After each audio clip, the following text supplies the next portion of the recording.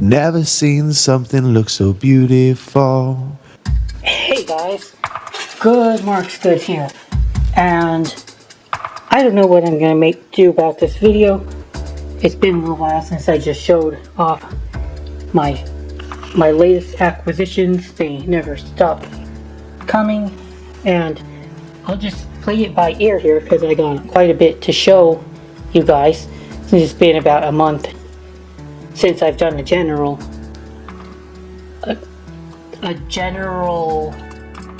inventory video. So first off, I wanted to show you all this guy. And there's a couple cool things to learn about this. So I was looking up this lot, and it went quite pricey because it was a very good lot. But one of the items they showed was this sterling teapot, and the company, oh, I didn't know I had water in it. Ugh, that's annoying, actually. I guess I washed it earlier or put ice. I think I put ice in there actually to do an ice test. I forgot that I melted ice inside the piece. That's an accident. Let's pretend that didn't happen. Let's see. We'll just... there you go. Good as new. So, anyway, you get the rest of the water out of this. Where was I? Oh yeah. So this is teapot. It was made by Mauser. Mauser was an actual silversmith, and I don't have as much knowledge of silver companies, like actual silver companies, as much as silver plate, because that's where I've been focusing most of my energy on.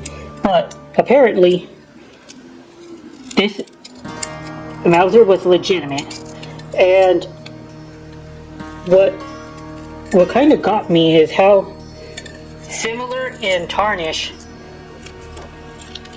and overall like form I see quadruple plated pieces done that look exactly like this. So I made a post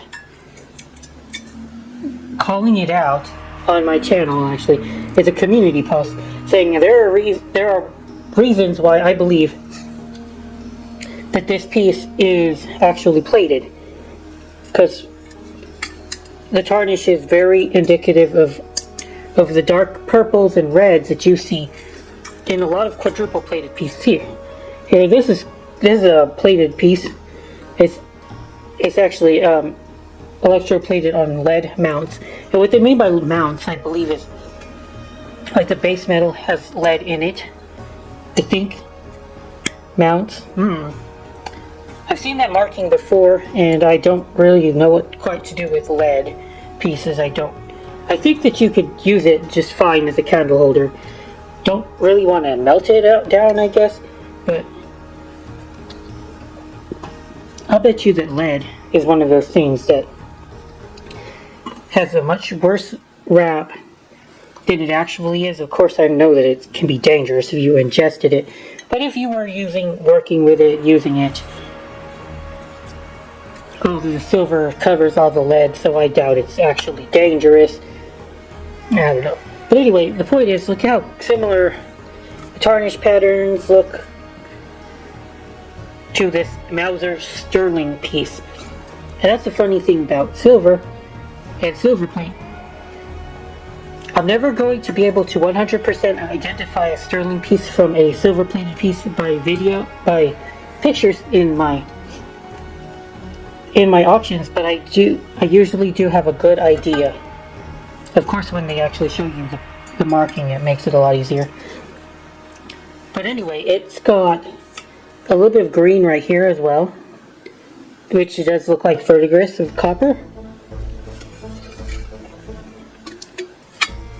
What else to say about it? Oh yeah, and I thought that they cut the marking out, the hallmark of a plated piece, and then put this actual Mauser sterling mark inside here. But apparently they did make the actual pattern that looked like this. So there are existing pieces of this pattern. It is exactly what it... Mine looks exactly like the legitimate pieces, so I guess it's legitimate. I just thought it was interesting. It doesn't even feel like sterling in my hands. Sometimes I can tell the difference. It just feels like plate. So, just a little bit shocking to me. Oh, and I saw what looked like plate thinning here. Like, especially this part right up here. This lighter brown looks like a lot like where people would wear plating out and their thumb.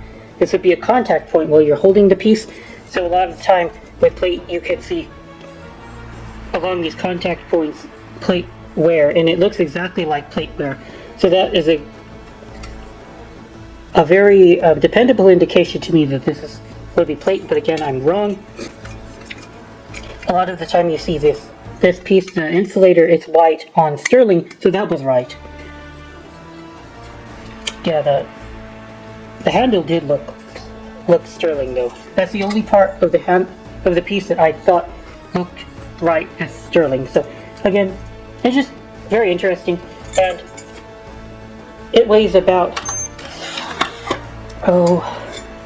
let's see, it's not that heavy, but 11 ounces. Currently that would melt for around $300. So yay.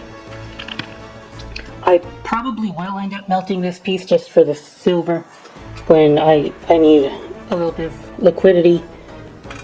Unfortunately, I don't think that it's going to sell for higher than the melt price, especially because of this lid is not sitting flush. I don't know if that's a huge deal breaker to most collectors, but I think that they won't like that. And again, the antique value of silver over melt is almost nothing right now. Collectors are not buying silver over melt value, and that's just the way the economy is. Even rich people, I've seen some incredible pieces of plate and silver going so cheap in auction, it's ridiculous. That's why I'm trying to snap up as much as I can, solid pieces for cheap. If I can keep an eye on auctions, hell yeah, I will buy and sit on something that's going dimes on the dollar now, and I think it is. That's just how our economy is right now, especially with silver. The material value of silver is starting to outpace the antique value of silver, and it's like a pendulum. Sometimes it swings the other way. The price of silver is very cheap, but the antique value, people are doing well, they're feeling great, so they're spending a lot on 18th century silver and silver plate. That doesn't always happen. Anyway, this isn't the reason why I bought the box though. This $300 sterling cheapo was only it was a good reason, but it wasn't the main reason I bought the box. This is the main reason why I bought the box. Here. There we go. Oh, hell yes. Get this candle holder out the way. Feast your eyes on this beauty. A fancy serving dish, a platter. It's hotel, and not just any hotel. Silver soldered hotel. Domed dish from the original Waldorf Astoria. The Waldorf Astoria, made in I think that is the date, 1947, international silver. It is stunning. You can see the hallmark is so crisp on this piece. Condition is not that bad. For hotel pieces, they often look like this. You know, you're serving food in a dish like this, people might cut with a knife. So these scratches are definitely something you see a lot in entree dishes.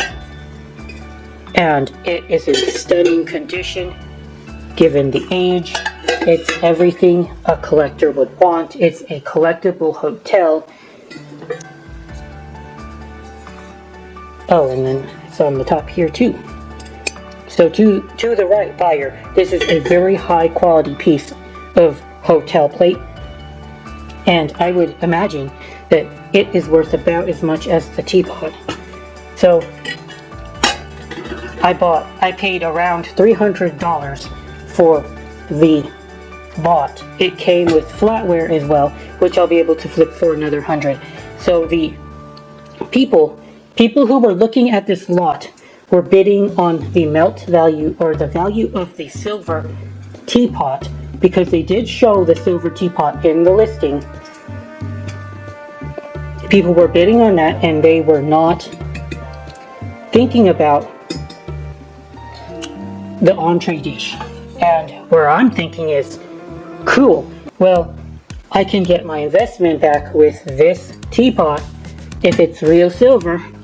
And I had my doubts, but people seem to think it's actually silver, but I can get my profit off the entree dish and the flatware. So, did okay. Awesome. Awesome win here.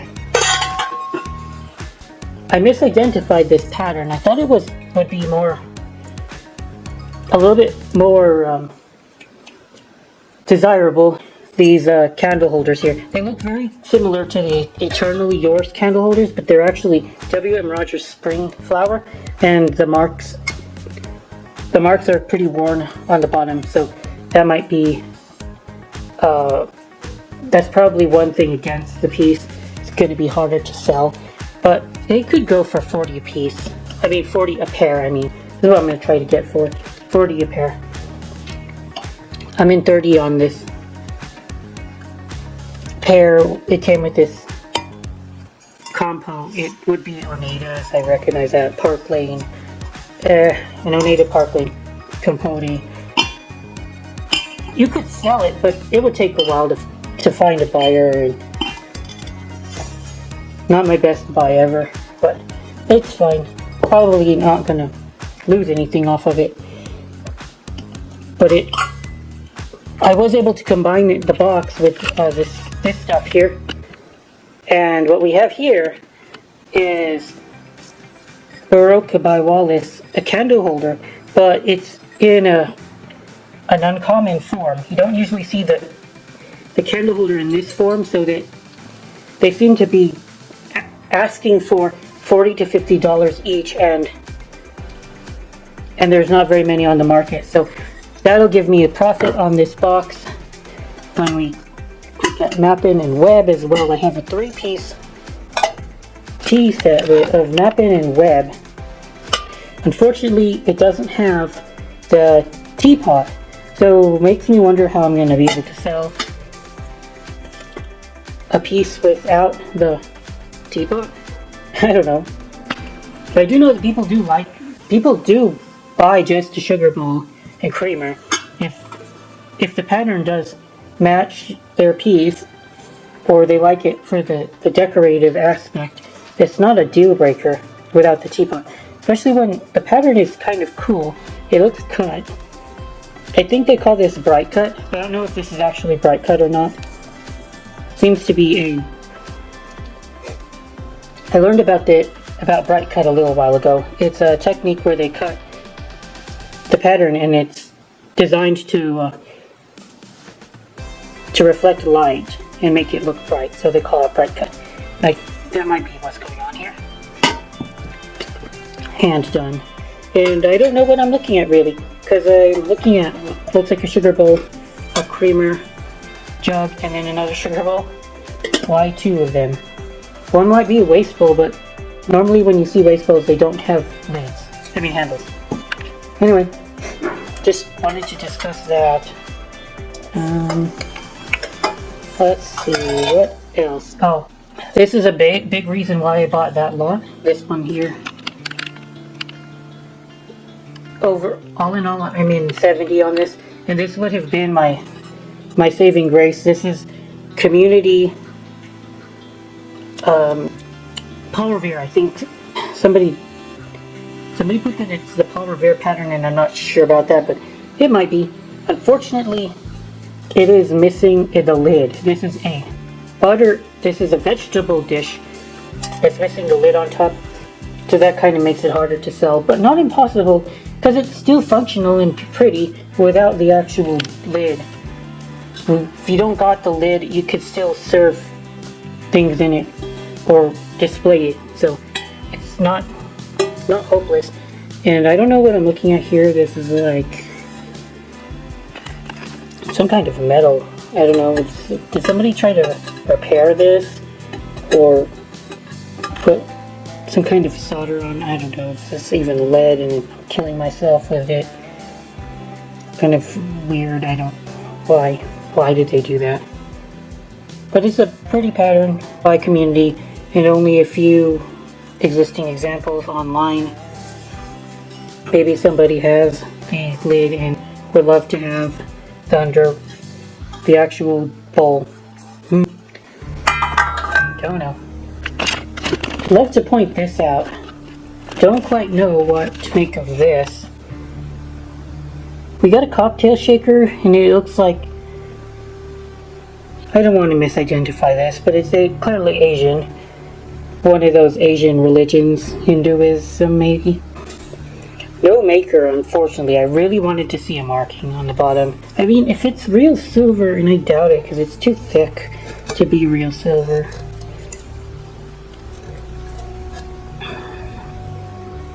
Crazier things have happened, but yes, let's compare this with this piece here. This looks more sterling to me, other than the thickness, but this is how I usually see sterling tarnishing, more than this piece. This is why I say that tarnish patterns are an art, not a science. So what do I make out of this, guys? Dent here. Wouldn't it have taken a lot of force to make that dent, though? No, it's very hard. It's very, very hard. And of course, with Goodwill, things being the way they are, it's chaotic. Things are often damaged in Goodwill, even my metal.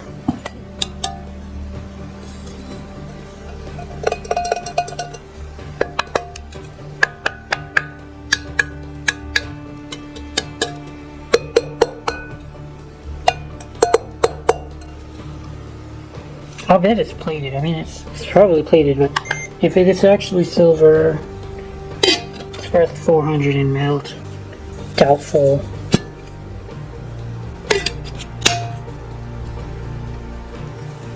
What do you guys think about it? Any thoughts? Yeah, this looks like a good stopping point for now. I'll show you guys the rest of my finds next week. Thank you for watching. Good Marks Goods out.